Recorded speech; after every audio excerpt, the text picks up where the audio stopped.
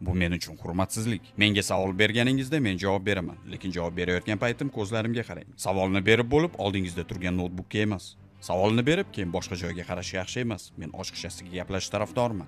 So'nggi paytlarda matbuotda terma jamoa haqida qandaydir negativ fikrlar to'planib qoldi. Bir ikkita shunday fikrlarga ko'zim tushdi. Lekin bu borada mening fikrim boshqacha. Men bunday o'ylamayman. Jamoamiz yaxshi o'ynadi. So'nggi o'yindagi mag'lubiyat bu futbolning bir qismi. Jamoa ajoyib daraja ko'rsatdi. Bu mening fikrim. Sizlarniki menikidan farq qilishi mumkin. Mening fikrim esa shunday. Sizlar tomonidan qo'yilayotgan talab bu eng yaxshi avlod har doim g'alaba qozonishi kerak degani. Mening fikrimcha bunday emas. Terma jamoada oltin avlod, kumush avlodi yoki bronza avlodi bo'lishi mumkin. Qanday nomlasangiz nomlang. Mening nazarimda jamoada eng yaxshi futbolchilar bormi yo'qmi, eng yaxshi avlod bu g'alaba qozonadigan avlod. G'alaba qozonish uchun o'ynaydigan futbolchilardan iborat jamoa.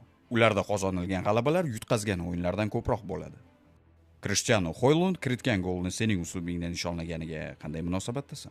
Bu borada hech qanday muammo yo'q. Men uchun bu muammo emas. U golni mening uslubimda nishonlab hurmatsizlik qildi deb o'ylamayman. Va u o'z golni mening uslubimda nishonlagan yagona futbolchi emas. Dunyoda boshqa sport turlarida ham mening nishonlash uslubimdan foydalanishadi. Men uchun bu faxr tuyg'usini beradi va umid qilamanki, oldimizdagi o'yinda u ham mening gol nishonlashimni tomosha qiladi.